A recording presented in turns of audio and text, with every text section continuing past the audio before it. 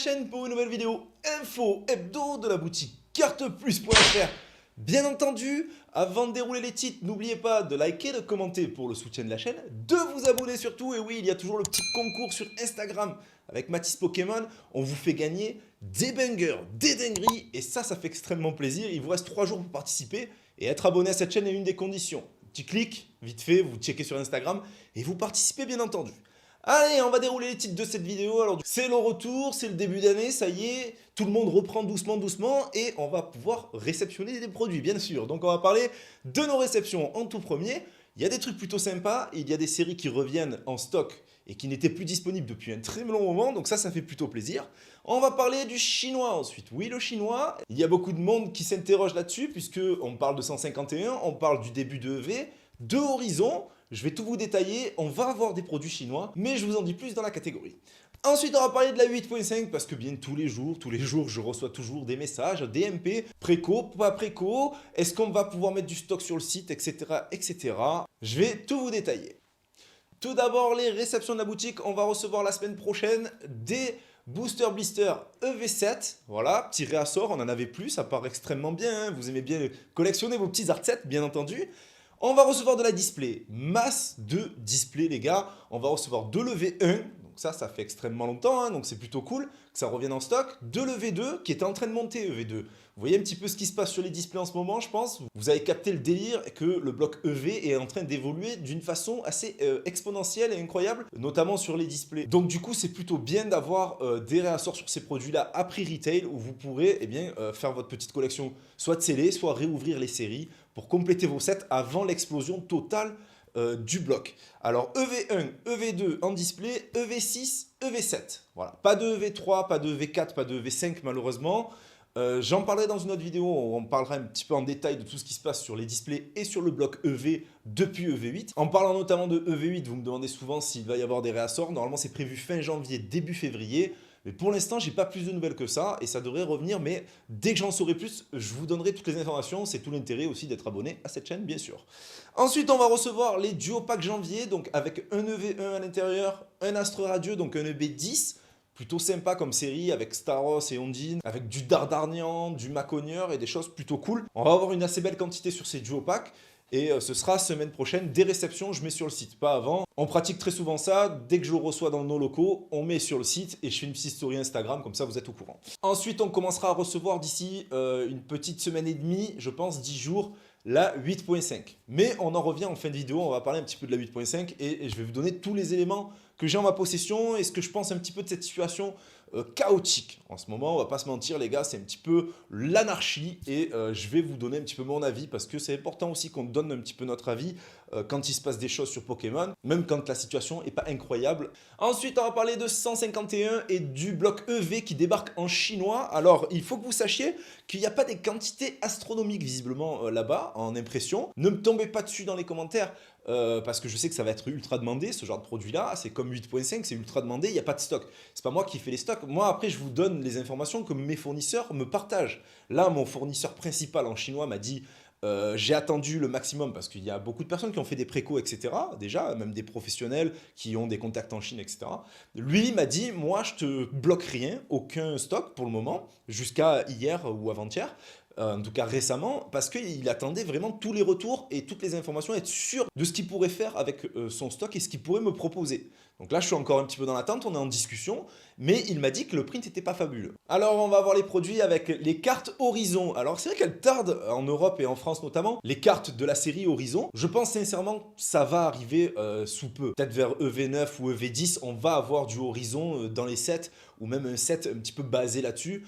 Ça m'étonnerait pas du tout. D'ailleurs, les cartes sont banger en chinois. Ça, c'est plutôt sympa. Il va y avoir plusieurs différences de rareté holographiques, fait brillant, dans les reverse, etc. Il va y avoir Pokéball, Master Ball, des styles holographiques vraiment uniques à la Chine. Il y aura des boosters de 5 et 20 cartes. Rien de nouveau pour le chinois, hein, puisque très régulièrement dans le chinois traditionnel, on nous proposait des boosters avec 5 cartes et des boosters avec 20 cartes, ou 25 cartes même, je crois que c'est arrivé. Donc voilà, c'est des fat boosters. Du coup, il y a des items avec un booster de chaque par exemple, pour compléter la série. Je trouve que l'idée est pas complètement absurde, mais en tout cas, il y a de belles choses qui arrivent. Donc voilà, restez bien à l'affût et je vous tiendrai informé bien sûr.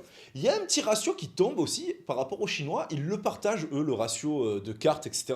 La possibilité d'avoir une rare, une ultra rare, voilà, par exemple sur 2 étoiles, on est à 4,93% de chance de l'avoir dans un booster, à 3 étoiles, donc c'est la rareté la plus ultime, eh bien on est à 2,17% de chance d'avoir une de ces cartes dans un booster. Et je trouverais ça intéressant qu'ils partagent aussi sur le format européen et les cartes françaises. Pourquoi on ne nous fait pas ça sur les séries? Comme ça, on saurait un petit peu à quoi s'attendre et les taux de drop.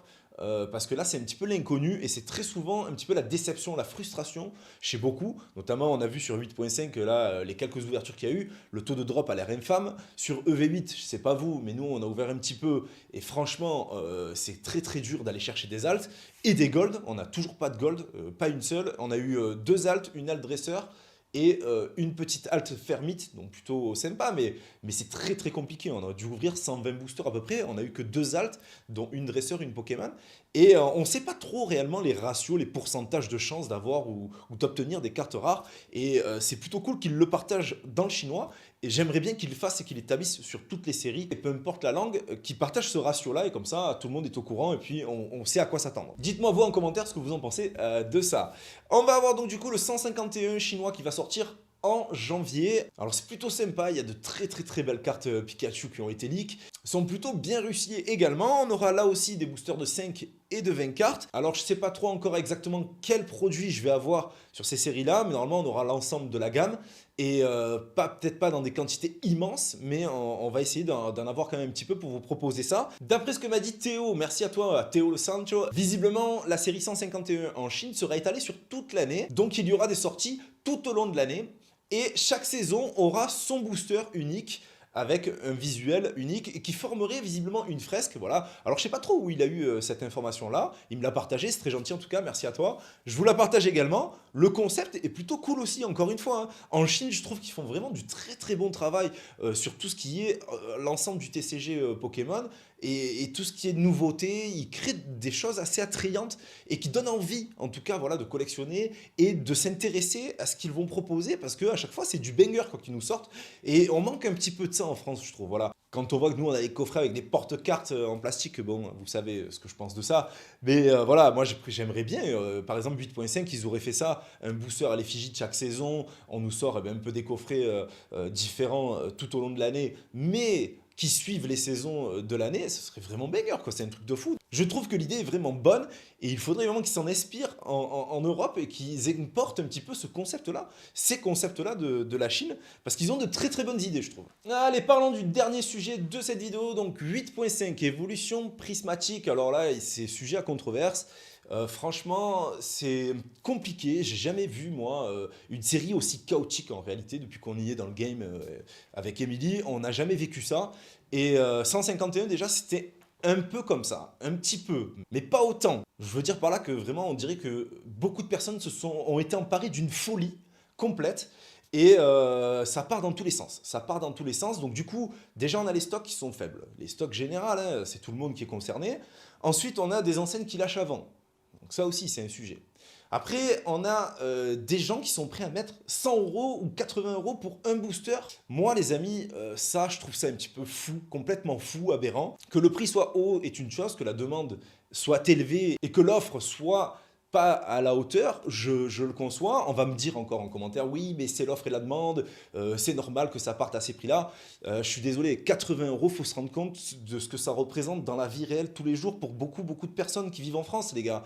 80 €, c'est énorme. Quand on voit partir des tripacks à 100 €, des boosters à 80 €, des coffrets classeurs à 150 € sur Vinted, mais oh les amis, il faut se rendre compte de la dinguerie. Moi, franchement, j'ai qu'un conseil à vous donner, c'est ne jouez pas ce jeu-là, n'achetez pas à ces prix, c'est complètement fou. Tant qu'il y aura des acheteurs prêts à mettre des prix pareils dans des items et dans des boosters, malheureusement, ça se vendra à ces prix. Et qui paye finalement les pots cassés, les amis? Eh bien, ce sont les collectionneurs.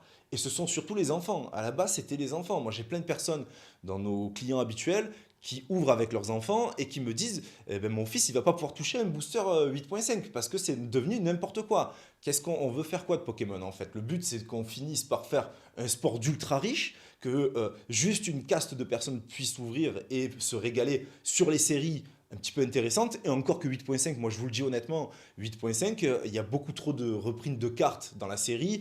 Et les cartes les plus intéressantes, les altes, etc., vraiment les bangers, vu les taux de drop, parce qu'il y a quand même pas mal de boosters qui ont été ouverts finalement, en avant-première, vu les taux de drop actuels, ça donne pas envie, hein, je suis désolé, mais ouvrir 100 boosters pour choper enfin une alt, et encore que tu vas peut-être avoir le Gerpon et que tu voulais plutôt une évolution, c'est vite compliqué. Je veux dire par là, les amis, vaut mieux zapper une série. Nous, on va le faire. Je vous en parle, je vous en ai parlé sur la chaîne déjà plusieurs fois. Vous savez mon point de vue par rapport à tout ça. Vous savez mon point de vue par rapport à cette série-là. Nous, on a décidé de ne pas la faire. On va vraiment récupérer juste les cartes promo, ouvrir un petit peu, mais très peu, comparé à ce qu'on ouvre d'habitude, parce que nous, quand même, on ouvre pas mal, hein. On fait tous les Master Sets depuis EV1 jusqu'à EV8. On essaie de compléter à l'unité en échangeant, en achetant les cartes, en ouvrant quand même pas mal de boosters, etc.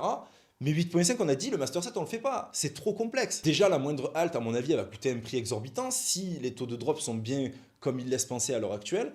Et en plus, on ne pourra pas trouver de booster ni de produits à prix correct pour pouvoir ouvrir et compléter nos sets. Donc j'ai énormément de MP qui me demandent les précommandes, etc. Les précommandes. Moi, vous le savez, on a eu très peu de stock sur cette série-là. Ce qu'on a décidé avec Émilie, c'est de prioriser les clients qui sont là depuis très longtemps sur notre site et qui nous soutiennent depuis EV6, EV6.5, EV7.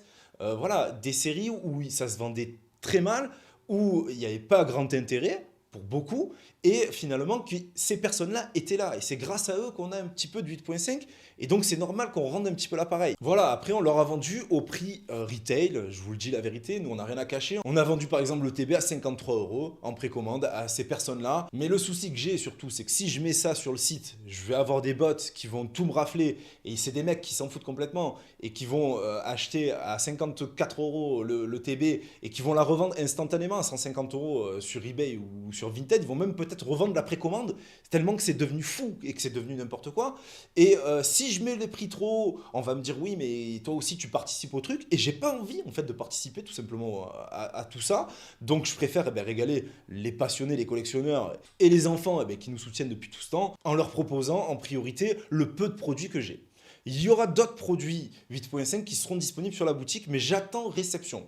C'est tellement l'anarchie et le chaos, cette série. Donc entre les stocks, les retards, parce qu'il y a des retards sur plein d'items, et les prix qui s'envolent, qui pètent les plombs, que ça devient n'importe quoi, je mettrai rien sur le site tant que je n'ai pas reçu dans nos locaux les produits. Parce que je ne peux pas être sûr à 100% à tout moment qu'on me cut un carton. Donc voilà, il y en aura, mais très peu. Je ne sais pas ce que vous en pensez, mais l'ambiance générale autour de Pokémon est plutôt négative en ce moment.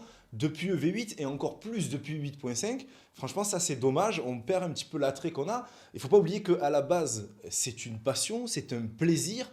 Là, aujourd'hui, avec des items à 80 € avant même la sortie de la série, c'est plus un plaisir, là, les gars. Nous, en tout cas, on n'a qu'une hâte avec Émilie, c'est que ça se restabilise, qu'on repasse dans un moment un petit peu comme EV7. Ça se vendait plutôt bien, mais il y avait du stock pour tout le monde, il y avait de quoi se régaler, qu'on aime ou qu'on n'aime pas la série, mais voilà, quoi, il y avait une bonne ambiance, c'était tranquille. À ce moment-là, on kiffe. Mais dans les moments comme 8.5, comme 3.5, quand c'était un peu la folie aussi, mais bien moindre que là, 8.5, on prend beaucoup moins de plaisir en réalité, hein, clairement. Donc du coup, voilà, je ne sais pas si vous ressentez cet esprit négatif là autour de tout ça, mais c'est vraiment dommage en fait d'en arriver là. Et il y a un concours de circonstances qui fait qu'on en est là. Il y a tellement de choses qui sont à prendre en compte et qui rentrent en jeu en fait, que c'est très complexe et qu'il n'y a pas vraiment d'alternative ou de résolution du problème, en tout cas dans l'immédiat.